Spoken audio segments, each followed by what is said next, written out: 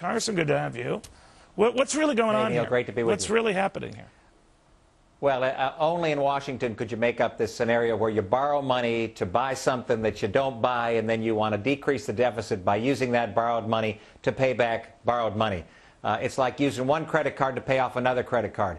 The American people are smarter than this. We ought to end the program. We ought to stop the bailouts coming out of the government.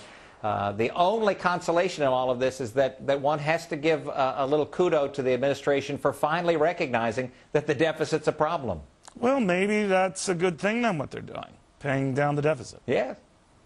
Well, but you can't pay down the deficit with borrowed money. You know that. The American people know that. It's like well, the money's already out there. No, your point is well taken, Congressman. The money's already out there. Money was created. Out of what? I don't know, but it was created. So you can't give back borrowed money. So you might as well pay back the one credit line with the other credit line, because at least you'll have a smaller credit line on one. You know what I'm saying?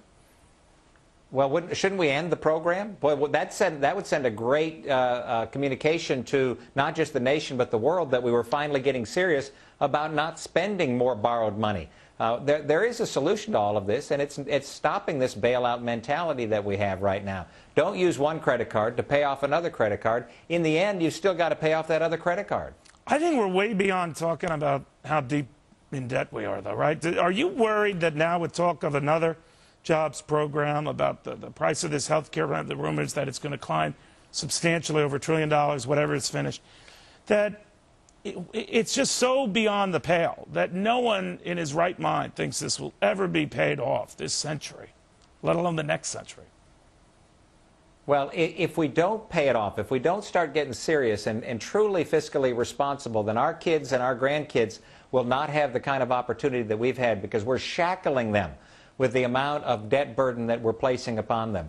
We can turn this around. We've proven that in the House of Representatives on the Republican side, where Congressman Paul Ryan and I and others have put forward proposals that will actually come to a balanced budget over a relatively short period of time, that will show the fiscal responsibility that's necessary so that well, you might be right, Congressman, but Republicans, you know, we're pretty good at getting us into this pickle. I'm not talking about you particularly. So when you guys claim that you're the stewards of fiscal propriety and responsibility, people look at you and say, hey, you guys were awful.